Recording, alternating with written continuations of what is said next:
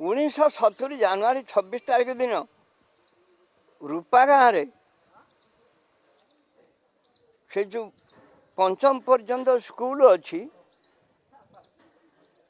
ସେଠାରେ ତାର ସଭାପତି ହେଉଛି କିଏ ଅର୍ଖିତ କ'ଣ କିରେ ଅର୍ଖିତ ଭୋକ୍ତା ତ ଅର୍ଖିତ ଭୋକ୍ତା ସେ ଆମକୁ ଡାକିଲା ଧ୍ୱଜ ଉତ୍ତୋଳନ କରିବାକୁ। ତ ବାଟରେ ପଡ଼ିବ ଖ୍ରୀଷ୍ଟିଆନ ମାନଙ୍କର ବସ୍ତିଟା ଘର ଗୁଡ଼ାକ। ତ ଆମେ ଯାଉଛୁ ଯେତେବେଳେ ସେମାନଙ୍କ ଭିତରେ ତା ନାହିଁ ତା ପୂର୍ବରୁ ଆମେ ରୂପା ଗାଁ ଟିକେ ଯାଉ ସେ ଦଳବଦ୍ଧ ହେଇକିରି ଆସିବେ ଆସିକିରି ଆମ ସାଥିରେ ଆଉ କଳି ଲାଗିବେ ମଣ୍ଡପରେ। ଏଇ ତ ଚନ୍ଦନ ଗୁଡ଼ାକ ଲଗାଉଛ ଦଳଟା ହେଇକିରି ଆସିବେ।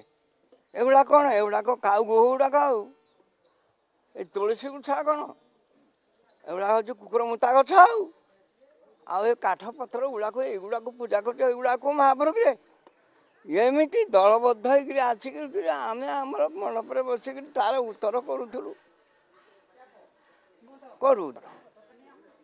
ତ ସେଦିନ ଯେତେବେଳେ ଆମେ ଚାଲିଗଲୁ ସେଠୁ କହିଲେ ଯେ ଇଏ ଟାଙ୍ଗର ମୁଣ୍ଡିଆ କଦଳୀ ଚୋର ଆସିଲା ତ ଆମକୁ ଶୁଭିନି। ସେ ସଭାପତି କହିଲା ଆଜ୍ଞା ଆପଣଙ୍କୁ ଏମିତି କହୁଛନ୍ତି।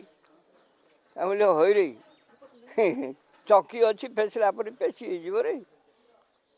ସେଠୁ ଆମେ ଚାଲିଗଲୁ ଯେତେବେଳେ ସ୍କୁଲକୁ ସେମାନେ ତ ତଡ଼ି ନେଲେ ଆଉ 20 କି 30 ଖଣ୍ଡା ତରବାରୀ ଟାଙ୍ଗିଆ ବାଡ଼ି ଠେଙ୍ଗା ସବୁ ଫଣିକି ସ୍ତ୍ରୀ ପୁରୁଷ ସବୁ ଗୋଡ଼େଇଲେ ଆମେ ସ୍କୁଲ ଭିତରେ ପଶିଗଲୁ ଆଉ 3 ଘଣ୍ଟା ଅଟକାଇଲେ।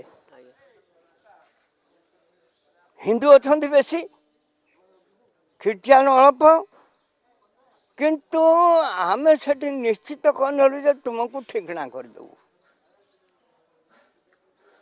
ସାବାଡ଼ କରିଦେବୁ। ଆମେ ନିରପରାଧୀ ତମେ ବାରମ୍ବାର ଆମ ଧର୍ମକୁ ନିନ୍ଦା କଲ ଆମେ କିଛି କହିନୁ ବଦନାମୀ କଲ ନିନ୍ଦା ଦେବାଦେବୀ କି ନିନ୍ଦା କଲ ପୁଣି ମାରିବାକୁ ଆସିଥିଲ ଏଠି ହଉ ତୁମକୁ ଦେବୁ ଠିକ କରି।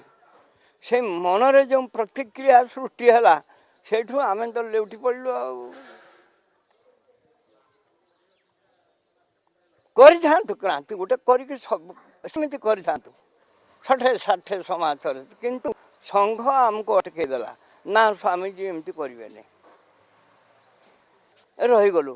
ନଚେତ ଆମର ଉଦ୍ଦେଶ୍ୟ ଚର୍ଚ୍ଚ ପାଖରେ କୁଡ଼ିଆ ତିଆରି କରିବୁ ନିଆଁ ଲଗେଇବୁ ତାଙ୍କୁ ଭାଙ୍ଗିବୁ ଭାଙ୍ଗିକିରି ତାଙ୍କୁ ବାଡ଼େଇବୁ ସାବାଡ଼ କରିଦେବୁ ଇଏ ବିଚାରଟା ଥିଲା ତାକୁ ମନା ସଂଘ ବାଲା ଅଟକେଇ ଦେଲେ। ସେଇଠୁ ହେଇଛି ଆମର କ୍ରୋଧ ଉତ୍ପତ୍ତି। କ'ଣ ହେଲା ଆମର ଦୋଷ ନେଇ ତମେ ଏମିତି